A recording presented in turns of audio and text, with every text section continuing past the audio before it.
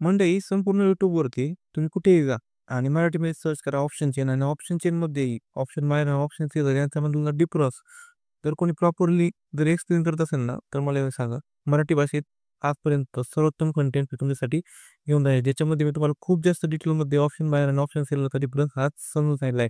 त्यामुळे हा व्हिडिओ शेवटपर्यंत पाहायला नक्कीच विसरू नका, कारण अशा प्रकारचा क्वालिटी कंटेंट आपला पुढील काळातही येत राहणार आहे.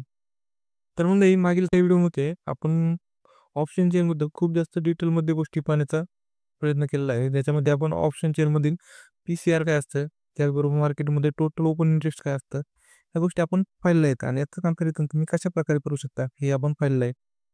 पण त्यामध्ये मला एक गोष्ट जाणवली, की खूप जास्त लोकांना हे ऑप्शन बायर आणि ऑप्शन सेलर काय असतात, हेच जास्त कन्फ्युजन करतात, की ऑप्शन बायर नेमकं काय असतात, ऑप्शन सेलर म्हणजे काय असतात. तर हे जर कन्फ्युजन जर असेल, तर मार्केटमध्ये तुम्ही किती जास्त ॲडव्हान्स नॉलेज जर घेतलं, तर तुमचं बेसिक हे क्लिअर होणं खूप जास्त गरजेचं आहे. जोपर्यंत तुमचं बेसिक क्लिअर होत नाही ना, तोपर्यंत मला गोष्टी ह्या सहजपणे समजत नाहीत आणि ह्या जर गोष्टी समजायच्या असतील, तर तुम्हाला तुमच्या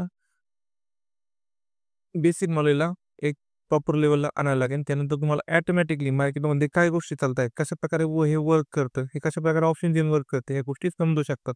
तर त्यासाठी तुम्हाला सर्वात महत्त्वाचं म्हणजे ऑप्शन बायर आणि ऑप्शन सेलर नेमकं काय असतात आणि यांचं इन्व्हिटेशन मार्केटमध्ये काय असतं ते प्रथमतः समजून घ्यायला खूप जास्त इम्पॉर्टंट आहे. आणि ह्या गोष्टी जर समजल्या तसं पण तुम्ही पुढच्या ॲडव्हान्स गोष्टी समजू शकता. तर म्हणजे आजच्या व्हिडिओमध्ये मी तुम्हाला ऑप्शन बायर आणि ऑप्शन सेलर नेमकं काय असतात, यांचं मार्केटमध्ये वर्क काय असतं आणि कशाप्रकारे ऑप्शन बायर आणि ऑप्शन सेलरचं इंटेन्शन असतं, हे आपण समजून घेऊयात. तर चला आजच्या व्हिडिओला सुरुवात करूया. नक्कीच तुम्हाला हा व्हिडिओ आवडेल. तर म्हणजे मार्केटमध्ये ऑप्शन बायर हा कोण असतो? प्रथमतः समजून घ्यावं लागेल. तर मार्केटमध्ये जर तुम्ही 24,400 ह्याचा जर प्रीमियम बाय करत असाल, तो आहे ₹24 आणि 95 पैशाला. हा जर प्रीमियम बाय करत असाल, तर मार्केटमध्ये हा प्रीमियम नेमका काय आहे? प्रथमतः समजून घ्या. तर हे प्रीमियम म्हणजे असतं एक कॉन्ट्रॅक्ट. काय असतं? एक कॉन्ट्रॅक्ट असतो. तर या कॉन्ट्रॅक्टमध्ये 2 जण असतात. एक म्हणजे जो असतो, तो असतो बायर आणि दुसरा जो व्यक्ती असतो, तो असतो सेलर. तर म्हणजे तुमच्या लाईफमध्ये तुम्ही पाहिलेलं असेल, की जर तुम्ही तर लाईफ इन्शुरन्स किंवा हेल्थ इन्शुरन्स जर घेतला, तर यामध्ये एक गोष्ट ठरलेली असते. ते म्हणजे काय असते? तर यामध्ये असते एक बायअप. म्हणजे तुम्ही काय करता? हेल्थ इन्शुरन्स बाय करता आणि जी कंपनी तुम्हाला हेल्थ इन्शुरन्स सेल करते, ती असते तुमची सेलर. तर ह्या 2 लोकांच्या दरम्यान एक व्यवहार झालेला असतो, ज्याच्यामध्ये एक गोष्ट ठरली असते, की जर तुम्ही हेल्थ इन्शुरन्स तर बाय केला, तर तुम्ही ठरलेलं असतं, की मी 1 वर्षामध्ये माझा जोही काही वैद्यकीय खर्च असेल, तो जर माझा जर झाला, तर ती संपूर्ण भरपाई कोण करणार? तर हेल्थ इन्शुरन्स कंपनी. आणि त्याच्या बदल्यात ही कंपनी काय करते, तर तुमच्याकडून एक प्रीमियम घेते. तर तो प्रीमियम किती असतो? तर तुम्हाला जर ₹5,00,000 जर हेल्थ इन्शुरन्स घ्या, तर तुमचा एक 7 ते 8,000च्या दरम्यान प्रीमियम असतो. याच्यामध्ये तुम्हाला असं वाटेल, की तुम्ही जवळपास ₹5,00,000चा हेल्थ इन्शुरन्स घेतात आणि याच्यामध्ये तुम्हाला ₹5,00,000 पर्यंत विमा भेटतोय. पण मॅक्सिमम टाईम जर पाहिलं ना, तर याच्यामध्ये जी हेल्थ इन्शुरन्स कंपनी असते ना, हीच कंपनी मार्केटमध्ये किंवा त्या हेल्थ इन्शुरन्समध्ये प्रॉफिटेबल असते. याचं सिम्पली रिझन काय आहे, तर ती आहे सेलर आणि मार्केटमध्ये हा सेलर जो असतो, तोच मोस्ट प्रोबॅबली हा फायदा कमवत असतो. कारण प्रत्येक जणाला, की जे तुम्ही कॉन्ट्रॅक्ट बनवला आहे, याच्यामध्ये 1 वर्षामध्ये खूप जास्त प्रमाणात हे कमीत कमी लोक हे आजारी पडतात. त्याचप्रमाणे मार्केटमध्ये जर तुम्ही कॉन्ट्रॅक्ट करताय, तर ते कॉन्ट्रॅक्ट कशावरती बनतं? तर ते कॉन्ट्रॅक्ट बनत असतं स्ट्राईक वाईजवरती. ते असतं 24,400, 24,500 हे जे स्ट्राईक वाईज आहेत, याच्यावरती कॉन्ट्रॅक्ट बनत असतं. हे कॉन्ट्रॅक्ट कशाप्रकारे बनतं? तर सिम्पली जसं आपण हेल्थ इन्शुरन्समध्ये, की आपण हेल्थ इन्शुरन्स म्हणजे आपल्या हेल्थवरती जर इन्शुरन्स घेतो, तर मार्केटमध्ये ही सिम्पली आपल्या हेल्थवरची नाही, तर इथे जी काही घेतलेली असते रिस्क, ती असते ऑप्शन जो सेलर आहे किंवा जो काही सेलर आहे, जी कंपनी आहे, त्याने रिस्क घेतली असते, ती असते स्ट्राईक प्राईसवरती. तर सिम्पली त्याचं एकच इंटेन्शन असं असतं, की मार्केट हे 24,400च्या वरती जाणार नाही आणि आपण जर बाहेर असू, आपण जर कॉल जर बाय करतो, तर अशा वेळेस आपलं इंटेन्शन असं असतं, की आपल्याला असं वाटतं, की मार्केट 24,400च्या वरती हे जाणार. तर ऑप्शन सेलर काय करतो, मग आपल्याला जो आपण जर बाहेर असाल, तर आपल्याला रिक्वेस्ट करतो, की तुम्ही काय करा, जर तुम्हाला जर असं वाटतं, की मार्केट हे 24,400च्या वरती जाणार, तर त्यावेळेस तुम्ही काय करा, माझ्याकडे ऑलरेडी 24,400चा शेअर हा पडून आहे. अशा वेळेस तुम्ही काय करतो, मी तुम्हाला ते शेअर्स वापरण्यास थोडा वेळ देऊ शकतो. ते किती दिवसासाठी? तर तुम्हाला माहिती आहे, ते असते एक्सपायरी बरोबर, एक्सपायरीच्या दिवसांपर्यंत.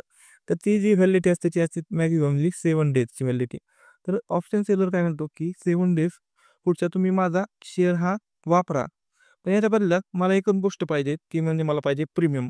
म्हणजे काय, की मार्केटमध्ये जर 24,400चा जर तुम्ही माझा स्वतःचा जर शेअर वापरत असाल, तर अशा वेळेस जर मार्केट 24,500च्या वर 500ला जर गेलं, तर अशा वेळेस मला इथे ₹100 लॉस होऊ शकतो. तर अशा वेळेस स्वतःच्या सिक्युरिटीसाठी तो काय करतो, तर ऑप्शन जो बायर आहे त्याच्याकडून एक प्रीमियम बाय करतो.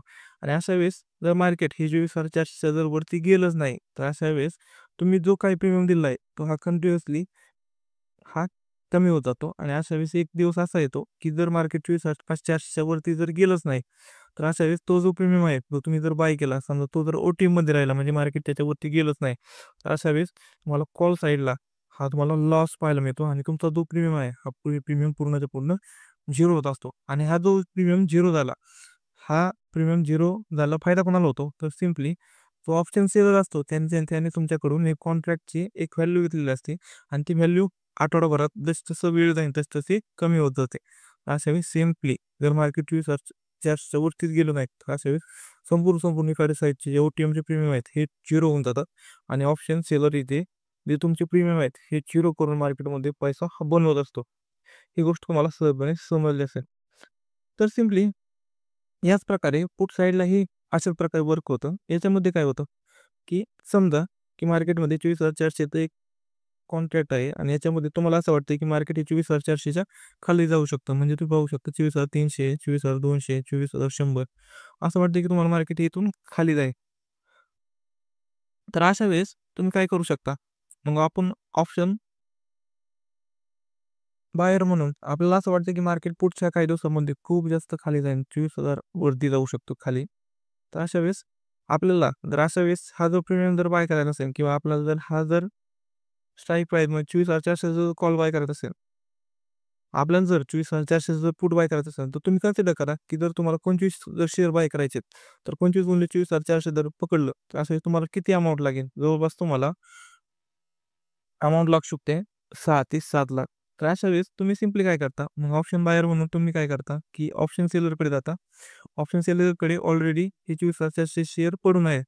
मग त्याला तुम्ही रिक्वेस्ट करता, की मला असं वाटतंय, की मार्केट हे खाली जाऊ शकतो. ऑप्शन सेलर म्हणतो, "ठीक आहे, तुला वाटतंय ना खाली जाऊ शकतं, तर जाऊ शकतं.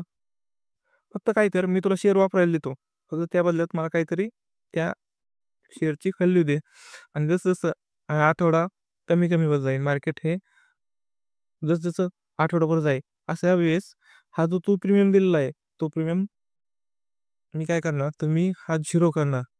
याचा रिझन सिम्पली आहे, की इथे जसा वेळ जातोय तशी त्याची वेळेची किंमत हा तुमचा ऑप्शन सेलर तुमच्याकडून घेत असतो. मग जर मार्केट 24,400च्या खाली जर गेलं, तर जितका काही नफा होईल, हा तुझा स्वतःचा कुणाचा ऑप्शन बायरचा नफा, ज्याने ऑप्शनचा पुट बाय केला.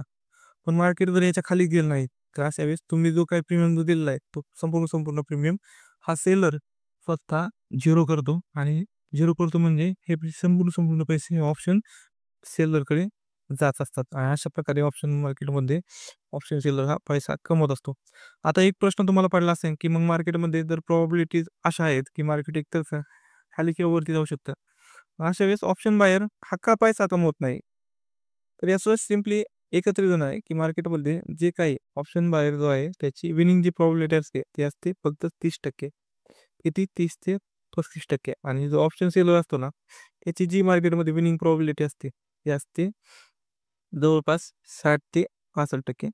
तर हे मी असं का सांगतोय, तर सिम्पली मार्केटमध्ये जर तुम्ही ऑप्शन बाय करताय, तर तुम्हाला एकच इंटेन्शन असतं, एकतर मार्केट तुम्ही जर कॉल बाय केला, तर मार्केट हे वरतीच गेलं पाहिजे. नाहीतर तुम्हाला 100% लॉस होणार. पण ऑप्शन सेलरचं कसं असतं, की ऑप्शन सेलरचा ह्याच्याशी डिपेंड असतो. ऑप्शन सेलरला मार्केट जर साइडवेज राहिलं, तर अशा वेळेस ऑप्शन सेलर हा पैसा बनवत असतो. त्याच उलट मार्केट जर तुमच्या विरुद्ध दिशेने, खालच्या दिशेने जरी गेलं, तरी ऑप्शन सेलर हा मार्केटमध्ये पैसा बनवत असतो.